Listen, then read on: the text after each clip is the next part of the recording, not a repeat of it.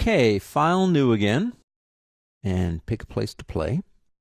Here we go. I like to, over these last one or two chapters, and I'm going to try to continue this on, kind of end having a little bit of fun and being creative. What I want to do in this one is make some neon using the appearance panel in multiple strokes.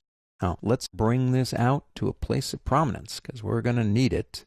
Let me go ahead and bring it down. We'll need some room, trust me on that.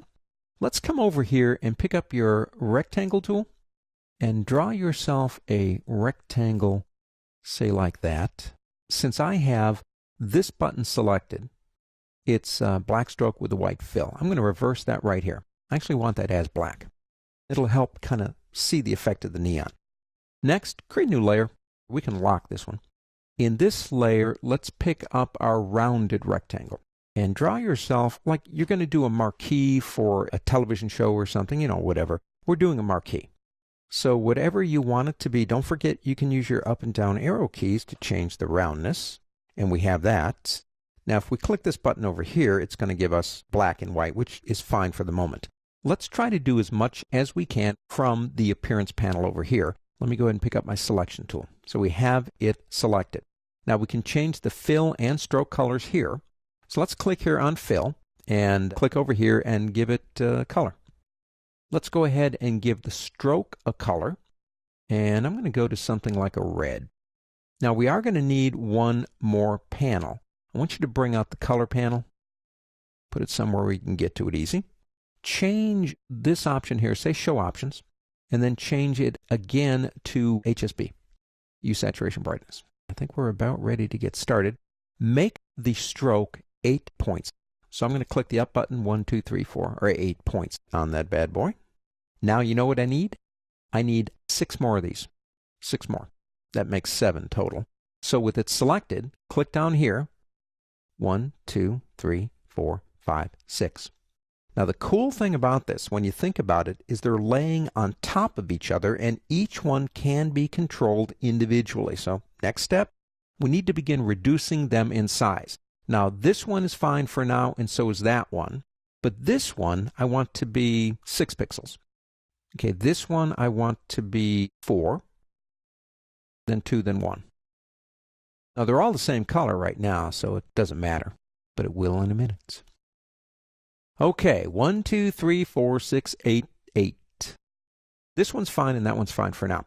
Go to the 6 pixel one here. Now I need to change the color, but we're going to do it over here. I want to lighten it, so we're going to use saturation right here. Take that to 80%. Now I'm going to type in the number because I can never get it right. Okay, that's 80. Now it's kind of hard to see because the other ones are still on top of it. But that one is lighter than this one. Then we go to this one. What does neon do? It gets lighter as it goes toward the center of the tube. On this one, and that's our 4, let's go 60 on that one. On this one, select this one. Let's go 30 on this one. That's close enough. On this one, I can never get the numbers right. On this one, let's go 20. And on this one, let's go 0. That one I can do. It's beginning to look more like neon. Now you could use yellow or another color, that's fine. But let's come down to this one here. Make sure you have it selected. That's important. Because initially, if you don't have it selected, this doesn't look any different. And I can't tell you how many times I've made changes over here only to realize I didn't have this selected. Now it says no selection up there, so watch that. Okay, this one here, make that one about 10. So it's bigger, that's fine. But this one, because it's a tube of light, I want it to look a little bit soft and glowing. So I'm going to change the color of that one actually. Let's try something here. Let's change the color to something like yellow. And I can do that right over here.